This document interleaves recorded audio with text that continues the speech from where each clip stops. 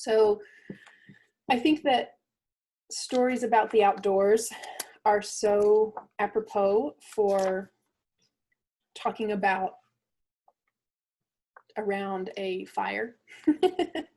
And because I paddle down the Mississippi River, I think I'm going to start with a little excerpt from Mark Twain's The Adventures of Huckleberry Finn. 2 or 3 days and nights went by.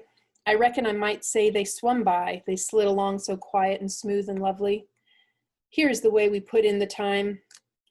It was a monstrous big river down there, sometimes 1.5 miles wide.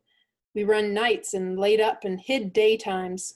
Soon as night was most gone, we stopped navigating and tied up, nearly always in the dead water under a towhead, and then cut young cottonwoods and willows and hid the raft with them. Then we set out the lines. Next we slid into the river and had a swim so as to freshen up and cool off. Then we sat down on the sandy bottom where the water was about knee deep and watched the daylight come. Not a sound anywheres, perfectly still, just like the whole world was asleep, only sometimes the bullfrogs a-cluttering maybe. The first thing to see, looking away over the water, was a kind of dull line. That was the woods on the other side. You couldn't make nothing out. Then a pale place in the sky, then more paleness spreading around. Then the river softened up a way off and warn't black anymore, but gray. You could see little spots, little dark spots drifting along ever so far away, trading scows and such things, and long black streaks, rafts. Sometimes you could hear a sweep creaking, or jumbled up voices. It was so still and sounds come so far, and by you could see a streak on the water, which you know by the look of the streak that there's a snag there in the swift current which breaks on it and makes that streak look that way. And you see the mist curl up off the water, and the east reddens up, and the river, and you make out a log cabin in the edge of the woods, away on the bank on the other side of the river, being a woodyard, likely, and piled by them cheats so you can throw a dog anywhere through it anywheres. Then the nice breeze springs up and comes fanning you from over there, so cool and fresh and sweet to smell on account of the woods and the flowers, but sometimes not that way, because they've left dead fish laying out, gars and such, and they do get pretty rank. And next you've got the full day, and everything smiling in the sun, and the songbirds just going it. The little smoke couldn't be noticed now, so we would take some fish off of the lines and cook up a hot breakfast. And afterwards we would watch the lonesomeness of the river, and kind of lazy along, and by lazy off to sleep. Wake up by and look to see what done it, and maybe see a steamboat coughing along upstream, so far off towards the other side that you couldn't tell nothing about her, only whether she was a stern wheel or a side wheel.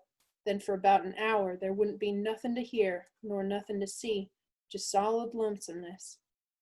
Next, you'd see a raft sliding by, away off yonder, and maybe a galoot on it chopping, because they're almost always doing it on a raft. You'd see the axe flash and come down. You don't hear nothing. You see that axe go up again.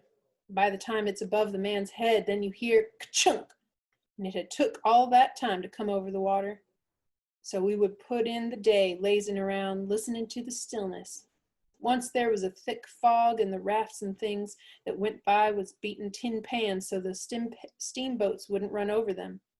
A scow or a raft went by so close we could hear them talking and cussing and laughing. Heard them plain, but we couldn't see no sign of them. It made you feel crawly. It was like spirits carrying you on that way on the air. Jim said he believed it was spirits, but I says, no, spirits wouldn't say "Durn the dern fog." Soon as it was night, out we shoved. When we got her to about the middle, we let her alone, and we let her float wherever the current wanted her to. Then we lit the pipes and dangled our legs in the water and talked about all kinds of things. We was always naked, day and night. Whenever the mosquitoes would let us, the new clothes Buck's folks made for me was too good to be comfortable, and besides, I didn't go much on clothes nohow. Sometimes we'd have that whole river to ourselves for the longest time. Yonder was the banks and the islands across the water, and maybe a spark, which was a candle in a cabin window. And sometimes on the water you could see a spark or two, on a raft or a scow, you know. And maybe you could hear a fiddle song or a song coming in over from one of them crafts. It's lovely to live on a raft. We had the sky up there all speckled with stars, and we used to lay on our backs and look up at them and discuss about whether they was made or only just happened. Jim, he allowed they was made, but I allowed they happened. I judged it would have took too long to make so many.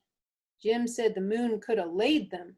Well, that looked kind of reasonable, so I didn't say nothing against it, 'cause I seen a frog lay most as many, so of course it could be done. We used to watch the stars that fell, too, and see them streak down.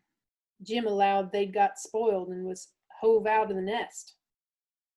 Once or twice of a night we would see a steamboat slipping along in the dark, and now and then she would belch a whole world of sparks up her chimblies, and they would rain down in the river and look awful pretty. Then she would turn a corner and her lights would wink out and her powwow shut off and leave the river still again. And by her waves would get to us a long time after she was gone and joggle the raft a bit. And after that, you wouldn't hear nothing, for you couldn't tell how long, except maybe frogs or something.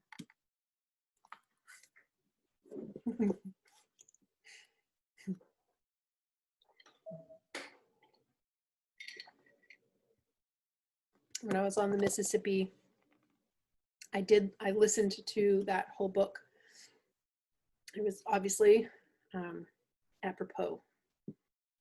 And one of the things that Huck and Jim would often say was that despite dealing with the mosquitoes and not having much food and stuff like that, that they would, smoke their pipe and just kind of, they didn't have anywhere to be, so they were well satisfied. And that was exactly the feeling that I had paddling the river. It was hard work every day, but I felt well satisfied and wanted to share that feeling with other people, which is why I work doing the work that I do, helping people realize their most authentic self and how to kind of come to that intense and relaxing sense of fulfillment and satisfaction